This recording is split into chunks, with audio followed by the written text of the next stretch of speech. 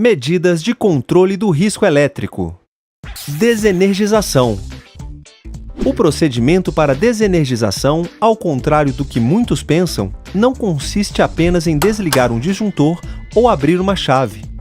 É um processo relativamente complexo que, de acordo com a NR10, deve obedecer à seguinte sequência: seccionamento, impedimento de reenergização, constatação da ausência de tensão, instalação de aterramento temporário com equipotencialização dos condutores dos circuitos, proteção dos elementos energizados existentes na zona controlada, instalação da sinalização de impedimento de reenergização. A desenergização deve ser realizada por no mínimo 2 pessoas. Segue a descrição de cada um dos procedimentos. Seccionamento. O processo de seccionamento deve ser iniciado pela abertura do disjuntor, pois uma instalação elétrica sob carga tem correntes elevadas e a interrupção da corrente elétrica cria um arco elétrico. Lembrando que quanto maior for a corrente elétrica, maior será o arco. Logo, o equipamento que vai abrir o circuito sob carga deve ter capacidade de extinguir o arco elétrico. Nesse processo, muitos trabalhadores incorrem em um erro comum. Como todos sabem, se o circuito estiver aberto de forma que seja possível identificar sua abertura visualmente, a segurança conferida ao processo é maior. Por esse motivo, os circuitos contam também com chaves seccionadoras.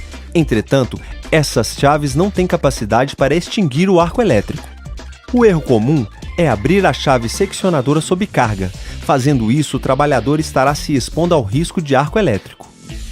Logo, primeiro deve-se manobrar o disjuntor, para que somente depois seja possível a abertura do circuito que possibilite verificação visual, como a abertura da chave seccionadora ou retirada dos fusíveis. Impedimento de reenergização.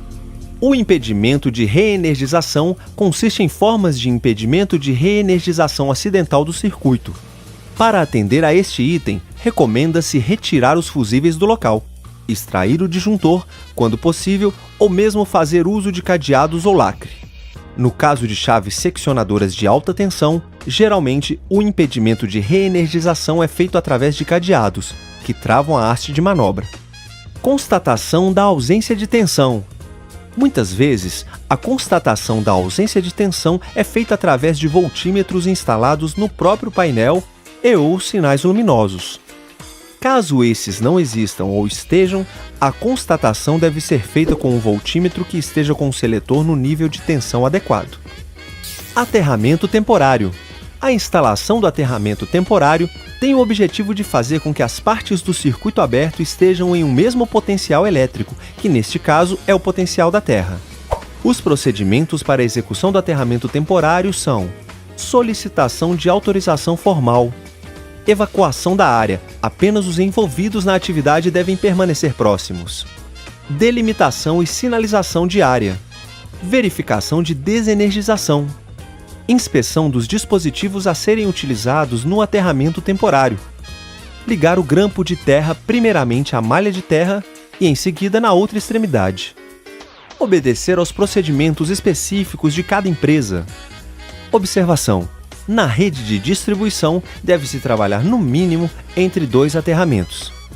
Instalação da sinalização de impedimento de energização.